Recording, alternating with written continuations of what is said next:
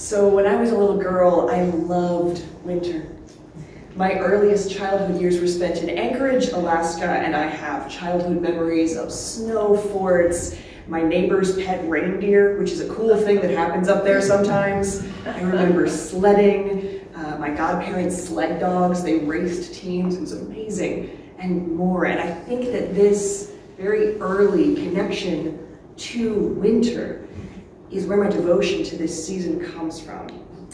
I mostly grew up in Frederick, Maryland, though. Snow still happens there, but nowhere near to the same extent as Alaska or even here.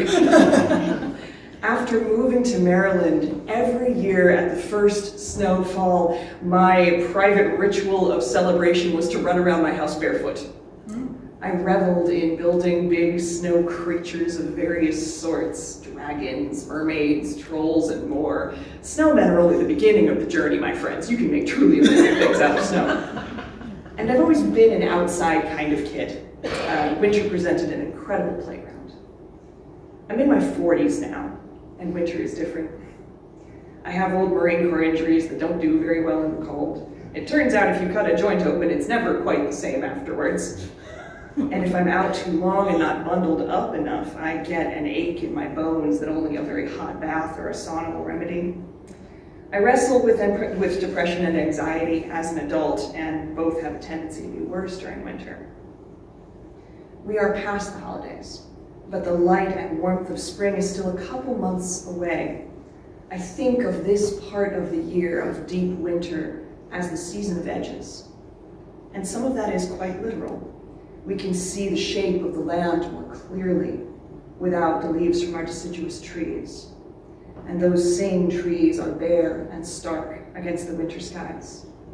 The color palette around us is full of sharper contrast. The white and gray and blue of the sky against the darker browns, grays, greens, and black of the earth. We are in a space of sharper delineation where the edges of the natural world can be seen more clearly. And edges are figurative as well in winter. The wind cuts like a knife and can howl like a banshee. The darkness can feel oppressive and menacing. Edges can be mythical as well. The folklore from parts of the world that include a snowy winter are fierce about this time of year. This is when the wild hunt rides, gathering up the souls and anyone else foolhardy enough to get in their way. This is when people go missing in the wintry woods. And all of these edges are true, and also there is more to the story of winter. In 2022, I was lucky enough to go to Iceland for my honeymoon. Remember, I did say I love winter. The Icelanders have this amazing saying, there is no such thing as bad weather, only bad clothes. My spouse and I did a lot of research before we went to Iceland and acquired the right kinds of clothing for the island. In what should be a surprise to absolutely no one, the Icelanders are absolutely correct. I was comfortable and having a marvelous adventure the entire time in weather that was mostly cold and sometimes raining. One of the many things I learned from that experience is that the tools you bring to an encounter with discomfort, with your edges, change the entire nature of the encounter. We are heading into a year that absolutely promises discomfort. The vitriol of our election cycle reverberates through our culture, and we are guaranteed moments of distress associated with it.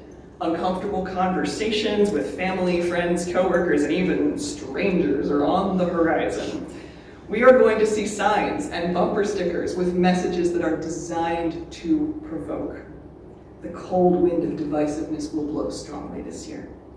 And that's in addition to all of the normal edges that arise during day-to-day life. Encountering edges, finding places of discomfort, and otherwise traveling through distress is unfortunately not optional. It's a normal part of life. And of late, I have begun to wonder whether my own approach and the approach that is common in the people around me is actually serving us. We have been able to ease so many kinds of discomfort in truly amazing ways. Most of us live in spaces that are warm and dry and free from the cold winds of winter. Electric light means that even if the days are dark, our homes don't have to be. The internet has given us more information at our fingertips than we could ever hope to process. And we can now get into arguments with strangers about cat photos at any hour of the day or night. We are never truly alone. And, of course, modern medicine is nothing short of astonishing. I don't want to imagine my life without the over-the-counter painkillers and anti-inflammatories that keep me going. And also, I wonder if we've gotten bad at discomfort simply because we've softened the edges of so very many things at this point. What am I missing by simply turning away from discomfort rather than bringing the right tools to it? If I hadn't had the right clothes in Iceland, I would have missed out on some of the very best parts of that adventure. So what is my reticence around discomfort costing me now? I'm old enough that some of the recent technology changes are unappealing. I don't keep up with some of the most popular apps and media platforms. It took me all of 5 minutes to decide that TikTok was not for me. Yep. And that's, yeah, I know, right? Preach. And that's just technology. There's been an entire revolution in the language around gender and sexual orientation. I envy the kids who are growing up now with language for how they're wired, even as I struggle to learn and include new items in my vocabulary. History is in the constant process of revision, and new voices are shining lights on parts of our cultural story that I thought I knew. It is tempting to bury my head in the sand and try to avoid this learning edge. With everything else we manage on a day-to-day basis, it almost seems unfair to add learning a new language, social media platforms, and revising our understanding of our own cultural story. And yet, what am I missing if I turn away and just try to ignore the discomfort? What do I lose if I continue as I have been and pretend that nothing changed? Four of the people I love the most in all of this world are non-binary. And there is no greater act of respect, kindness, or support than to honor those we love by recognizing who they truly are. What would have happened to those relationships if I met them with rigidity and avoidance rather than curiosity? If I refused to honor my beloved one's chosen names and gender identification, what would that disrespect have done? My life would be so much less rich and full of love. And so I wonder about the areas where I have tried to turn away rather than wrestle my own learning edge. As a yoga teacher, I focus a lot on the importance of keeping bodies flexible, supporting greater range of motion and full expression of movement so that we can avoid getting hurt and can continue doing the things we love. And as it turns out, flexibility applies more than to just my hamstrings and my lower back. We can meet the learning edge with the right tools, right? Curiosity, research, conversation, and of course repetition, literally practicing. But new information isn't the only point of discomfort in our lives. The fear edge is so very real as well. Too many powerful people and organizations know that frightened people are easier to control and mobilize. So they play on fear. Fear of change, of becoming irrelevant, fear for our children and families, for our financial security, our place in the international pecking order, and more. It seems like every week there's some sort of new boogeyman making headlines. Fear and I are longtime companions. I have an anxiety disorder, which means that my brain interprets situations that most people consider normal as threatening. I live with a cold spot in my core that no matter what I do, I never really feel safe. As I'm standing here talking to you, my heart is pounding and my hands shake. I know intellectually that I am safe, but that deeper part of me does not. One good thing about wrestling with an anxiety disorder is that I have a lot of tools for fear. I sometimes wish the mechanisms that I had to learn in order to function were ones that are taught more widely. We encounter fear all the time, and fear is at the root of so many of the biggest problems in our culture. And all of these edges, these discomfort points, can bring us to faith with the edges in our faith. Maintaining the belief that it all matters and that there is cause for hope can sometimes feel damn near impossible. And carrying that burden can mean we're less likely to explore some of the new horizons of spirituality. As Shannon mentioned, I am pagan by faith, in addition to being a Unitarian Universalist. One of the interesting things about the pagan faith path is that for the most part, we emphasize learning. One of our little jokes is that paganism is a religion with homework. That's true. Yeah, exactly. Stuff to learn. We're encouraged to explore, to learn new ways to connect, to work with our beautiful planet and the beings on it, to explore the wide world of spirit and transcendental experience. And that learning process, if we're doing it right, brings us to our edges. At this point in my faith journey, I know that I am in the right place in terms of spiritual growth if what I am doing or learning makes me a little nervous or uncomfortable.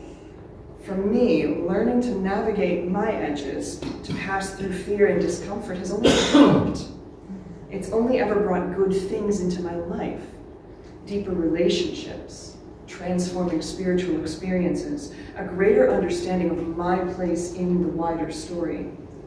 One of the most profound spiritual experiences I ever had was at the end of the Crucible, which was the final of Marine Corps boot camp back in the 90s. And I would not have had that experience without the sleep and food deprivation or forced marches. Navigating discomfort, going through my own resistance, revealed something wholly new to me, something that continues to inform and support my spiritual practice to this very day. In this season of edges, of being able to clearly see the shape of the land and the structure of the trees, it seems like a good time to try to look more clearly at some of our own edges. There are good tools and perspectives we can bring to our moments of discomfort. The first is a solid understanding of the different kinds of fear and unease we can experience. There's a big difference between discomfort and a PTSD or trauma response.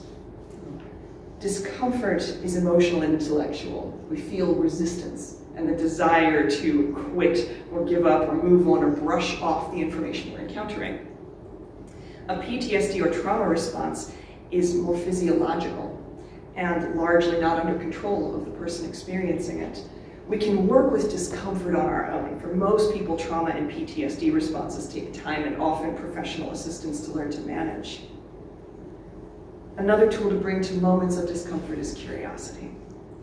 Rather than immediately slamming on the brakes, take a moment to slip into observer mode, that mode that many of us learn in meditation training. When we encounter resistance to a new idea, information, or situation, there's a reason for it. And thinking about where it's coming from is good. Sometimes that's buried deeply or rooted in a long ago past. Maybe the situation is outside our sphere of experience, and our fear of doing something wrong is flaring up. Maybe the new information means that we're thinking about points of personal discomfort that it brings up. Those of us who grew up without diverse language around gender and sexual orientation often have some issues to unpack about how we feel about our own gender. One technique I bring to moments of fear is to sit with the emotion and evaluate whether I'm actually in danger. If I can get up and leave, or end the conversation, or ask for help, or a little more time, or simply stop engaging, I'm not in danger. I'm uncomfortable. And once I recognize that, I can then sit with the discomfort and explore it a little bit more. There are some good questions to bring to discomfort. What is this experience teaching me about myself? What am I learning right now? And of course, why do I want to quit? And how do I feel about that reason?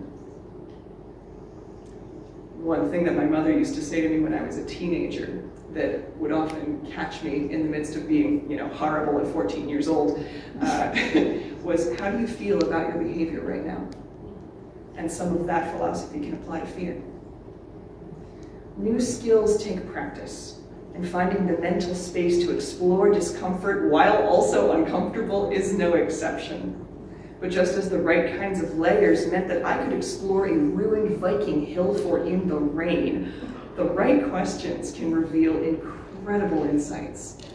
Learning to sit with our discomfort, to approach it with curiosity and a desire to learn, leads to many worthwhile rewards.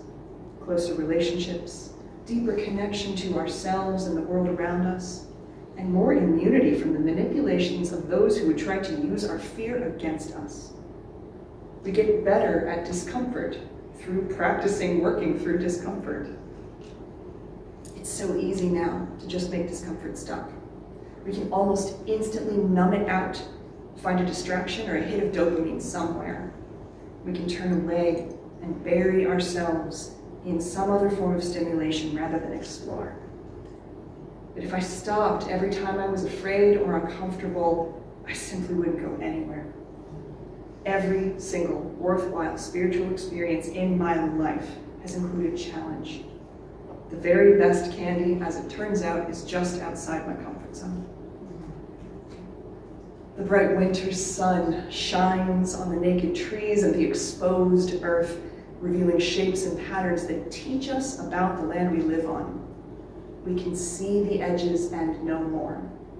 Winter invites us to contemplate, to slow down, to ask questions and to observe. As without, so within. May the winter sunlight show you the path to deeper understanding and closer connection through illuminating your own